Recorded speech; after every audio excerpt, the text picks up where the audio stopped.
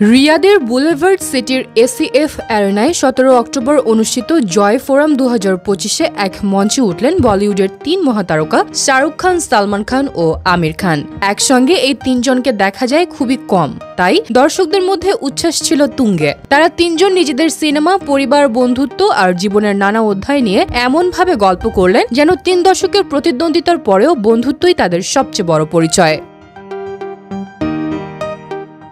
গল্পের শুরুতেই শাহরুখ খান বলেন, আমরা তিনজন কিভাবে তারকা হয়ে উঠলাম সেটা বলা সত্যিই কঠিন। তার কথার জবাবে আমির খান বলেন, শাহরুখ যেমন বলেছে এটা নির্দিষ্ট করে বলা যায় না। হয়তো আমরা ভাগ্যবান যে ভারতে জন্মেছি, একটি দেশে যেখানে আমরা হিন্দি সিনেমার অংশ হতে পেরেছি। অন্য কোথাও জন্মালে হয়তো আমরা আজ এখানে থাকতাম না। আলোচনার এক পর্যায়ে সালমান খান মজার ছলে বলেন, আমির চলচ্চিত্র পরিবার থেকে এসেছে, আমিও তাই। আর এই মানুষটা শাহরুখের দিকে ইঙ্গিত করে বলেন, ও এসেছে দিল্লি থেকে। সঙ্গে সঙ্গে দর্শকরা হাসিতে ফেটে পড়েন। শাহরুখ খানও হাসি মুখে পাল্টা বলেন, দুঃখিত সালমান, একটু বাধা দিতে পারি? আমিও চলচ্চিত্র পরিবার থেকেই এসেছি। সালমানের পরিবারই আমার পরিবার। এই সংলাপে করতালিতে মুখরিত হয়ে ওঠে পুরো হল, যেন বলিউডের ৩ তারকার বন্ধুত্বের উষ্ণতা ছড়িয়ে পড়ে রিয়াদের বাতাসে।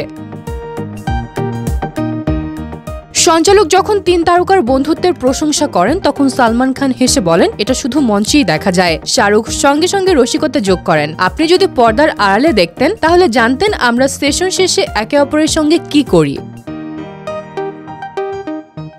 ৩ দশকেরও বেশি সময় ধরে হিন্দি সিনেমায় রাজত্ব করা এই ৩ খান একসময় ছিলেন পেশাগত প্রতিদ্বন্দ্বী, এখন তারা পরিণত হয়েছেন ঘনিষ্ঠ বন্ধুত্বে।